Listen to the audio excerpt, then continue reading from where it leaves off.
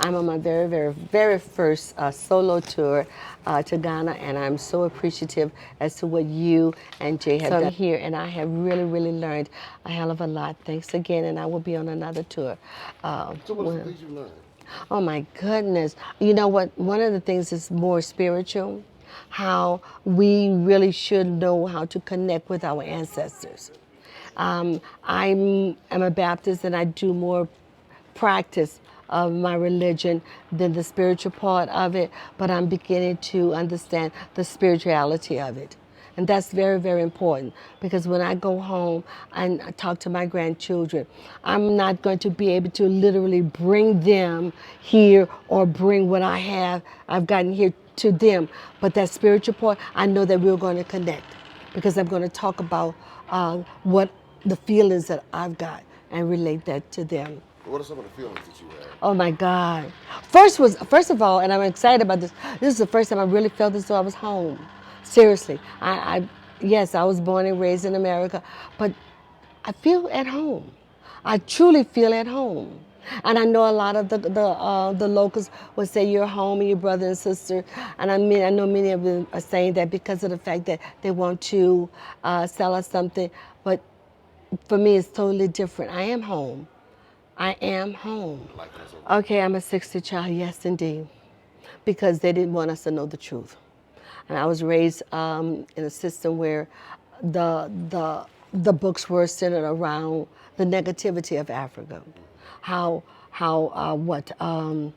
jungle-nized, and that's the word that Africans were. Okay, and everything and anything that they did was worth much less than what the Western culture was doing. So Yes, yes. who's responsible for that?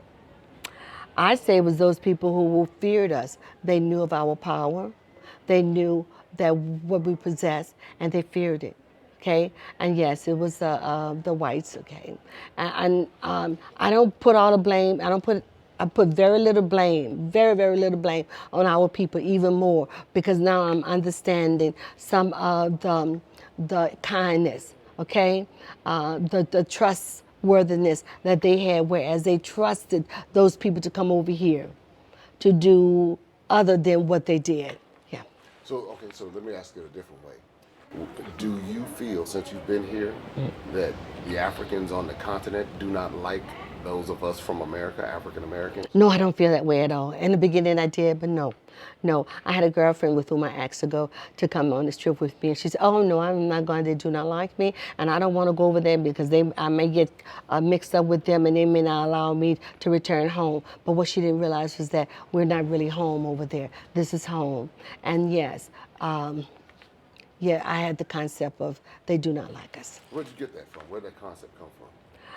White American in the schools. That's right, the textbooks. So you think Television programs, yeah. So you think it's important for people to come see for themselves? Hell yes. Yes. Hey, Yes. yeah, I felt that. I felt it come through the Yes. camera, and I think other people watching felt it too. Yeah, yeah. Because they don't, they don't.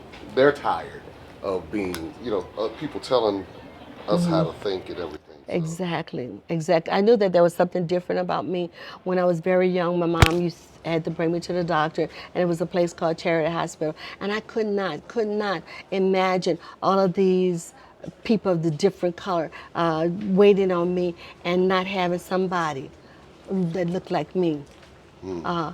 Take care of me. And my mom was saying, you got to say yes, sir, and no, sir, and all this other stuff. So I couldn't imagine. But I knew that there was something other than what was being taught to me. Why do you think it's important for our young people to come? Or do you think it's important for our young people to Hope. come? Hope. That's why it's important. Explain hope a little bit. Okay, I explained this to you. There was a funeral that was going on several years ago. I passed the place where it was being held, and there were maybe about 4 or 5 young African Americans there. And I started a conversation. I asked who it was, and they told me that was one of their friends. And I said, well, how do you feel? They say, yeah, it's just a natural thing. They had lost hope. That's the reason why.